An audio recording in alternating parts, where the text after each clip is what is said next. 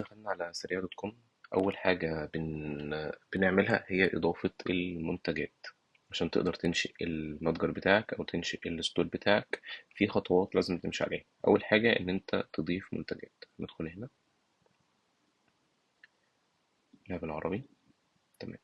عندنا نوعين من المنتجات: منتج بسيط ده بيبقى منتج واحد، بتضيفه، مفهوش ألوان، مفهوش أحجام، مفهوش سايزز، مفهوش أي حاجة.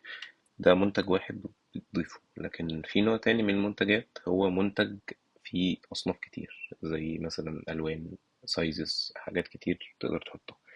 فأنت هنا هتختار يا إما منتج بسيط أو لأ. هنا لو اخترت هل هو نفس الصورة، هل هو نفس السعر، هل هو نفس الحجم، سواء أنت عندك إيه بالظبط. تمام. خلينا نضيف منتج بسيط الأول.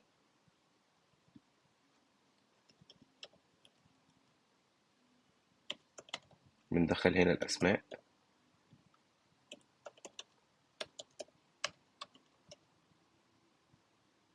وهنا بالعربي.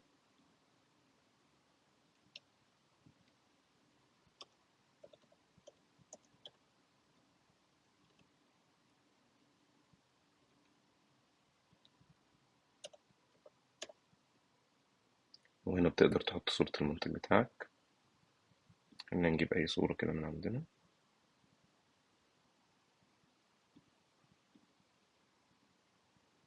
تمام. تقدر تحط سعر المنتج بتاعك وسعر السيل بتاعه، سواء انت مثلا عامل سيل او مش عامل. لو مش عامل سيل بتحطه زي ما هو 100. والكوست او سعر التكلفة كل عنصر عندك او كل ايتم عندك. فهنا طلع لك الربح على طول 50، لان هو بيحسب هنا الربح من سعر المنتج والكوست اللي عليه.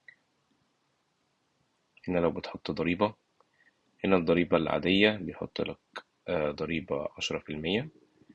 هنا لو ممكن تدخل انت ضريبة عادي يحط لك مثلا 7%. هنا لو عايز تحدد الكمية، ده مثلا أقصى للكارت الواحد أو للعربية الواحدة 5، على حسب أنت عايز إيه.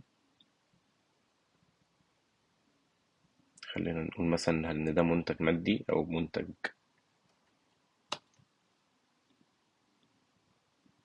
هنا بتقدر تحط الطول والارتفاع والوزن والعرض عشان الشحن، عشان كل ده بيساعد شركات الشحن. تمام. بعد كده هنطلع هنا نختار نوع الفئة. وهنا لو عندك مجموعة بتحطه فيها كوليكشن. وهنا الحالة بتاعته. هنا لو إيه، لو عايز تحط السيتنجز بتاعت ال SEO. بعد كده هنا بنعمل إنشاء. تمام كده انت ظهر لك المنتج بتاعك هنا. كده انت عملت منتج. تقدر هنا تخليه موثق او اعلى مبيعا او ينصح به. كل ده بيظهر في الويب سايت عندك لما بتعمل ويب سايت. تمام. هنا تقدر تإيدت، هنا تقدر تديليت.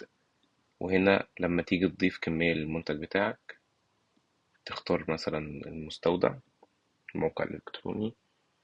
هنا عايز تضيف مثلا 50 ايتم من المنتج بتاعك. هنا انت تضيف لك خلاص 50، تبقى عندك هنا 50 من المنتج ده.